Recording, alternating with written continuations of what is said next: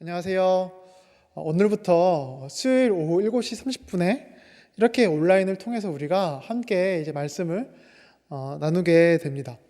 비록 이렇게 온라인으로 각자의 자리에서 우리가 예배 드리는 것이지만 어디든지 계시는 하나님께서, 그리고 또 우리 마음 가운데 계시는 하나님께서 이 시간을 통해 우리 삶의 자리에 또 은혜를 베풀어 주시고 또 우리의 삶의 자리에서 또 일하심을 믿습니다.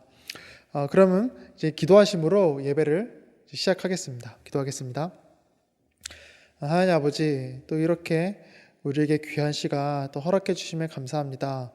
주님, 오늘 이 또 예배 가운데 함께 해주셔서 또 저희에게 들어야 할 말씀 듣게 해주시고 또 말씀을 통해 또 우리의 삶이 또 주의 은혜 안에 거하는 삶 되게 해주시며 또 우리의 마음에 주님의 또 평강과 또 위로와 또 은혜를 허락해 주시옵소서. 오늘 이 시간 가운데 함께 해주셔서 주님의 영광을 또 드러내 주시옵소서. 예수님의 이름으로 기도합니다. 아멘. 그리고 우리 오늘 함께 나눌 하나님의 말씀은 로마서 14장 8절에서 9절 말씀입니다. 로마서 14장 8절에서 9절 말씀입니다. 그렇다면 8절 9절 말씀 제가 읽도록 하겠습니다. 우리가 살아도 주를 위하여 살고 죽어도 주를 위하여 죽나니 그러므로 사나 죽으나 우리가 주의 것이로다. 이를 위하여 그리스도께서 죽었다가 다시 살아나셨으니 곧 죽은 자와 산 자의 주가 되려 하심이라. 아멘. 우리 성도님들은 보통 어렵거나 힘든 일이 있을 때 무엇으로 위로를 누리시나요? 보면은 보통 두 가지를 통해서 사람들이 이제 위로를 이제 받는 것 같습니다. 우선 어떤 어려움이 해결될 때 이제 위로를 누리죠. 어떤 괴로운 상황이나 이제 아픔이 해결되면은, 그런 어떤 문제들이 해결되면 사람들이 위로를 이제 누리게 됩니다. 또한 내가 좋아하는 일을 할 때 사람들이 위로를 누리죠.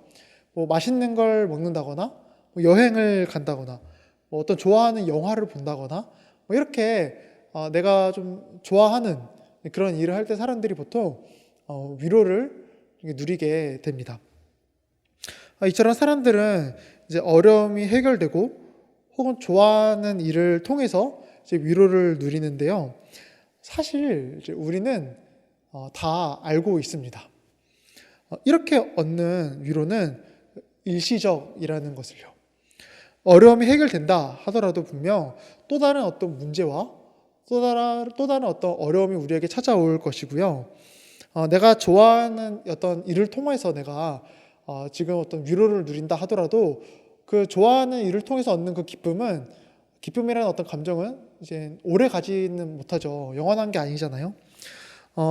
그리고 내가 그 좋아하는 일을 한다 하더라도 힘들고 괴로운 어떤 상황은 그대로 남아있는 것이니까 사람들은 다들 이렇게 얻는 위로는 일시적이다라는 것을 알고 있습니다. 이 세상 속에서 우리가 발견하게 되는 위로는 분명 한계가 있고 이제 부족함이 있죠. 무엇보다 이 한계가 어디서 이제 명확하게 확실하게 드러나냐면 내 죽음의 문제, 그리고 죽음 후 어떤 삶의 문제에서 더 이제 분명히 드러납니다. 이 세상에서 우리가 누리는 그 어떤 위로도 내 죽음의 문제를 해결해 주지 못하고 죽음 후의 삶의 문제를 해결해 주지 못하죠. 그러니까 이 세상의 위로는 이 세상에서 분명 끝이 납니다. 한계가 있는 것이죠. 그러니 자연스럽게 사람들은 결국 어떤 마음을 갖고 살아가냐면 허무함과 어떤 허탈함을 갖고 살아가는 것입니다. 세상에서 누리는 위로의 한계를 느끼기에 어려움이 해결되고 그러니까 어떤 즐거운 일을 해도 허무한 겁니다. 그래서 우리는 나에게 진짜 위로가 되는 것은 무엇인가? 사람에게는 어떤 것이 진짜 위로인가? 이에 대한 명확한 답을 갖고 살아가는 게 이제 중요하다 할 수 있습니다. 그 답을 알아야 어렵고 괴로운 상황 속에서도 절망하지 않으며 낙심하지 않기에 그렇습니다. 그렇다면 사람에게 진짜 위로가 되는 사실은 무엇일까요? 우리에게 정말 위로가 되는 유일한 사실은 무엇일까요? 성경은 이에 대해서 우리에게 이렇게 말을 합니다. 나에게 정말 위로가 되는 유일한 사실은 내가 예수 그리스도께 속한 사람이라는 사실입니다. 라고 우리에게 말을 합니다. 그러니까 우리가 성경을 읽으면요, 지속적으로 성경이 우리에게 하는 말씀이 있습니다. 바로 나는 예수 그리스도의 소유다 라는 것이죠. 오늘 보면 8절을 보면 이렇게 나와 있습니다. 사나 죽으나 우리가 주의 것이로다, 이렇게 나오죠. 그리고 고린도전서 6장에도 이렇게 나와 있습니다. 우리 이 말씀 한번 같이 고백해 볼까요? 시작. 너희 몸은 너희가 하나님께로부터 받은 바 너희 가운데 계신 성령의 전인 줄을 알지 못하느냐. 너희는 너희 자신의 것이 아니라, 이렇게 나와 있습니다.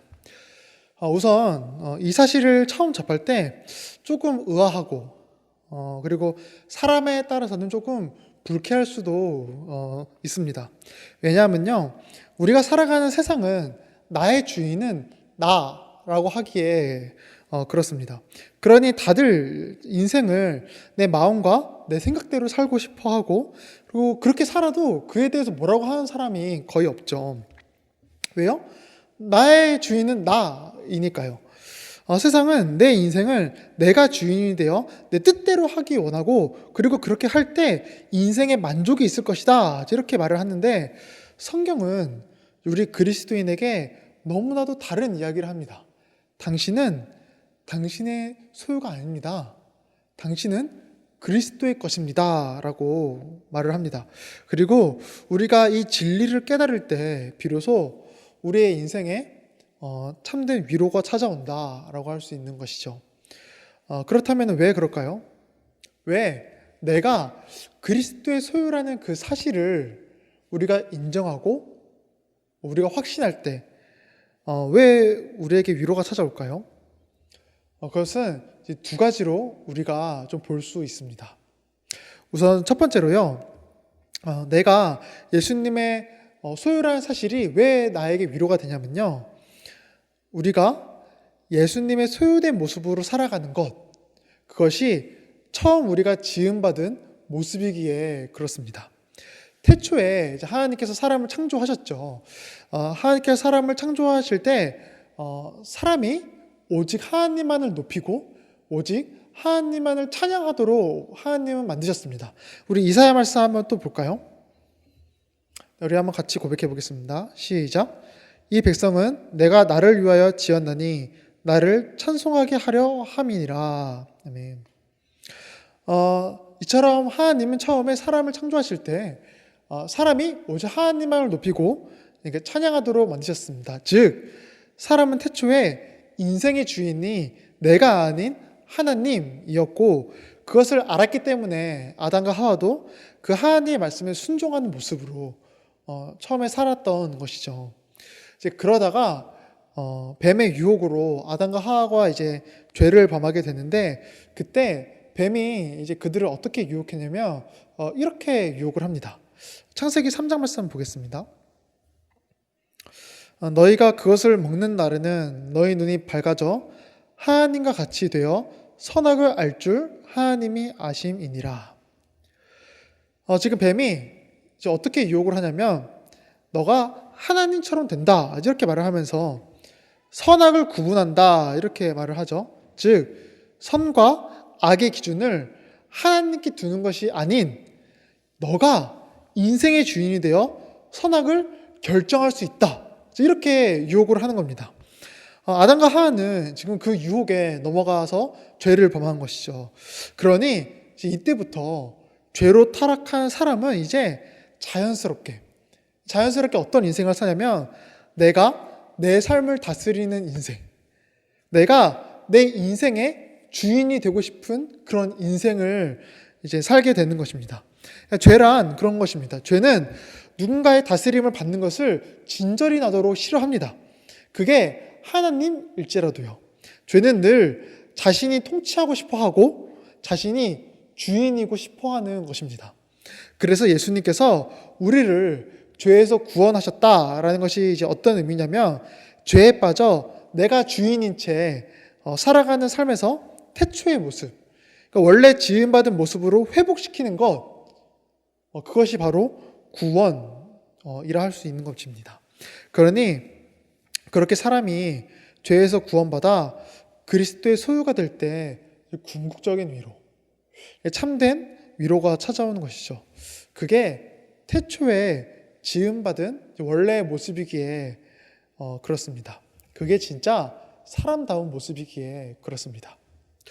우리가 이제 어떤 물건을 볼 때 어떤 물건이든 처음 만들어진 목적대로 그 물건을 쓸 때, 사용할 때 그 물건은 가치가 있는 것이죠. 예를 들어서 이제 칼은 사람이 자르기 힘든 것을 자를 때 가치가 있는 것이지, 사람을 해한 용도로 사용될 때 가치가 있는 것이 아니잖아요. 그러니까 물건은 원래의 목적대로 사용될 때 가치가 있는 것입니다. 그리고 이것은 사실 사람도 마찬가지라 할 수 있습니다. 사람은 이제 처음 만들어진 목적, 하나님의 소유되어서 하나님만을 따르는 그 목적대로 살아갈 때 진짜 위로와 평강이 사람 안에 찾아오는 것입니다. 이 세상의 사람들은 이 사실을 모르고 처음 지음받은 모습에서 떠나서 살아가기 때문에 그 마음에 참된 위로와 평안이 없는 것이죠. 사람은 처음 그 목적대로 살아갈 때, 하나님의 소유된 모습대로 살아갈 때 그 마음에 진짜 위로가 찾아오는 것입니다. 그리고 다음 두 번째로요, 우리가 예수님의 소유라는 사실이 정말 큰 위로인 이유는요, 예수님만큼 나를 아끼고 나를 사랑하고 나를 도우시는 분이 없기에 그렇습니다. 예수님께서 우리를 얼마나 아끼시는지 누가복음에 보면요, 내 머리카락 하나까지 아끼신다 이렇게 나와 있습니다. 사실 우리 중에서 내 머리카락 한 올이 땅에 떨어지면은 울고 막 그 머리카락을 위해서 안타까워하고 그런 사람이 없죠. 나도 내 머리카락 한 올쯤은 우리도 우습게 여기는 것입니다. 그런데 예수님은 그렇지 않은 것이죠. 내 머리카락 한 올도 아끼신다 이렇게 말을 합니다. 즉 나보다 예수님은 나를 더 아끼시는 것입니다. 그리고 이제 로마서 8장에도 보면요, 나의 삶도 예수님께서 얼마나 아끼시는지 나의 어떤 괴로운 상황과 힘든 모든 상황을 통해 선을 이루신다 이렇게 약속까지 해주셨습니다. 이게 얼마나 큰 감동인가요?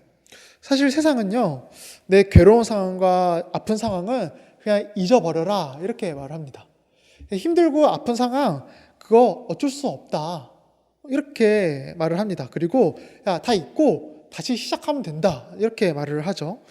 그러나 예수님은 우리에게 그렇게 말씀하지 않으십니다. 그 상황을 통해 반드시 선을 이루신다 이렇게 말씀하십니다. 그만큼 나를 아끼시고 나를 너무 잘 아시고 그러신 것이죠. 그러니 예수님 안에서 우리의 모든 실패와 절망은 의미 없는 시간이 아니라 그냥 잊어버려야 되는 그런 시간이 아니라 그냥 선을 향해 나아가는 하나의 과정일 뿐인 것입니다. 또한 내 삶의 문제에서 이제 그치지 않고요, 예수님은 내 죽음의 문제와 죽음 후의 삶도 온전히 책임져 줄 수 있는 그런 분이 바로 예수님이십니다. 우리는 내가 너무 사랑하는 사람이라 할지라도 그 사람의 죽음을 내가 어떻게 해결해 주지는 못하죠. 그리고 죽음 후의 인생을 내가 어떻게 책임져 줄 수 있는 게 아니잖아요. 이거는 내가 그 사람을 얼마나 사랑하고 내가 그 사람한테 얼마나 마음이 있냐 이런 문제가 아닌, 우리에게는 그러한 능력과 힘이 없습니다. 그러나 예수님은 다르시죠.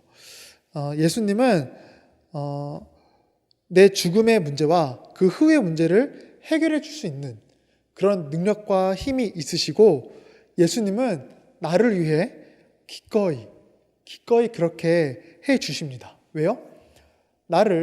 우리를 너무 아끼고 사랑하시기에 그렇죠. 즉 예수님은 내가 살아 숨쉬는 이 순간과 그리고 죽음의 순간과 그리고 죽음 후의 그 순간까지 온전히 책임져 줄 수 있는 그런 분이신 겁니다. 그러니 우리는 예수님의 소유가 될 때 궁극적인 위로와 평강이 우리의 마음에 찾아오는 것이죠. 세상에서는 절대 누릴 수 없는 도움과 사랑과 위로가 오직 예수님께만 있기에 그런 것입니다. 이처럼 두 가지 이유로 사람은 그 예수님의 소유가 될 때 진짜 위로가 시작되는 것입니다. 그게 처음 지음받은 지금 모습인 거고요. 그리고 예수님만이 내가 사나 죽으나 나를 도우시는 그런 분이시기에 그렇습니다. 그래서 예수님은 우리를 자신의 소유 삼으시기 위해 십자가에서 죽으시고 부활하신 것이죠. 친히 이 땅에 오셔서 십자가 고통을 짊어지신 것입니다. 우리를 자신의 소유 삼기 위해서 그런 거죠. 우리 9절 말씀 한번 봐볼까요? 9절에 이렇게 되어 있죠. 이를 위하여, 그러니까 나를 예수님 자신의 소유를 삼기 위하여 그리스도께서 죽었다가 다시 살아나셨으니 곧 죽은 자와 산 자의 주가 되려 하심이라. 이렇게 나와 있습니다. 이제 곧 크리스마스죠. 저는 이제 어릴 때부터 크리스마스가 참 좋았습니다. 뭐 이런 어떤 분위기도 좋고, 크리스마스가 되면 뭔가 설레는 마음이 있잖아요. 그래서 어릴 때부터 크리스마스를 참 좋아했는데, 근데 크리스마스가 좋기도 하면서 한편으로는 이런 생각을 한 적이 있습니다. 예수님은 과연 이 땅에 오셨을 때 좋으셨을까? 예수님은 십자가에서 죽으실 것을 다 알고 오신 건데 과연 즐거우셨을까? 이제 이런 생각을 한 적이 있습니다. 그렇잖아요. 우리 중에서 내가 이 땅에 태어난다면 내 죄 때문이 아닌 다른 사람 때문에 고통을 겪고 내가 결국 십자가에서 죽게 될 거다. 그러니까 이 사실을 알게 된다면 우리 중에서 기분 좋게 즐겁게 태어날 사람이 없잖아요. 그래서 저는 어릴 때 크리스마스가 좋기도 하면서 예수님도 좋으셨을까? 즐거우셨을까? 이제 이런 생각을 한 적이 있는데요. 이제 그러다가 한 말씀을 보고 예수님도 즐거우셨구나. 이것을 알게 되었습니다. 그게 이제 시편 16편 3절 말씀인데 우리 한번 같이 고백해 볼까요? 네, 같이 고백해 보겠습니다. 시작. 땅에 있는 성도들은 존귀한 자들이니 나의 모든 즐거움이 그들에게 있도다. 아멘. 예수님은 우리를 너무 존귀하게 여기시니, 우리를 너무 아끼시니 우리가 궁극적인 위로를 누리기 원하시겠죠. 그렇잖아요. 나도 내가 너무 아끼고 내가 너무 사랑하는 내 자녀가 진짜 위로와 기쁨을 누리면서 살기 원하잖아요. 우리도. 이와 같이 예수님도 우리가 너무 존귀하고 우리가 너무 사랑스러우니 우리가 궁극적인 위로를 누리며 살기 원하셨을 겁니다. 그런데 예수님 자신이 그것을 하실 수 있으시잖아요. 예수님 자신이 이 땅에 오셔서 십자가의 죽으심을 통해서 우리가 위로를 누릴 수 있잖아요. 그러니 예수님은 즐거운 마음으로 이 땅에 오셔서 그 십자가 죽음을 감당하신 것입니다. 자신을 통해 존귀한 우리가 궁극적인 위로를 누리며 살아갈 수 있으니까요. 그러니 우리 성도님들 즐거운 마음으로 내 죄를 대속하여 자신의 소유 삼으신 그 예수님, 그 예수님을 기억하시면서 그 안에서 온전한 위로를 누리시기 바랍니다. 이 세상에 있는 것들은요, 모두 한계가 있고 부족함이 있어서 결코 그 안에서 참된 위로를 누릴 수 없습니다. 우리의 유일한 위로 되시는 그리스도, 우리에게 유일한 위로를 주실 수 있는 그리스도, 그 안에서 살아가시는 저와 우리 성도님들 되시기를 주님의 이름으로 축복합니다. 같이 기도하겠습니다. 우리 시간 기도할 때 좀 세 가지 좀 기도 제목을 갖고 또 삶의 자리에서 기도했으면 좋겠습니다. 우선 첫 번째로요, 말씀을 좀 기억하시면서 기도했으면 좋겠습니다. 내가 정말 예수님 안에서 위로와 만족을 누리는 하루하루 되게 해달라고 우리 오늘 말씀을 기억하시면서 오직 예수님의 소유되는 인생, 예수님 안에 거하는 인생 살게 해달라고 기도했으면 좋겠고요. 그리고 두 번째로는요, 트모방 교회가 하나님의 인도 아래 정말 아름답고 건강하게 건축이 잘 진행되게 해달라고, 그 모든 과정 가운데 하나님께서 함께 해달라고 우리 그 토마방 교회를 생각하며 또 기도했으면 좋겠습니다. 그럼 마지막으로 세 번째로는요, 코로나로 인하여서 사업과 그 일터에서 어려움을 겪는, 또 힘들어 하시는 우리 성도인들이 또 계시는데요, 그 성도인들 마음에 또 위로와 또 평강을 달라고, 그리고 또 힘을 베풀어 주셔서 또 성도님들의 삶 가운데 또 함께 해달라고 우리 세 가지 기도 제목을 갖고요, 또 삶의 자리에서 잠시나마 하나님께 기도하는 그런 시간 갖도록 하겠습니다. 그럼 함께 기도하겠습니다.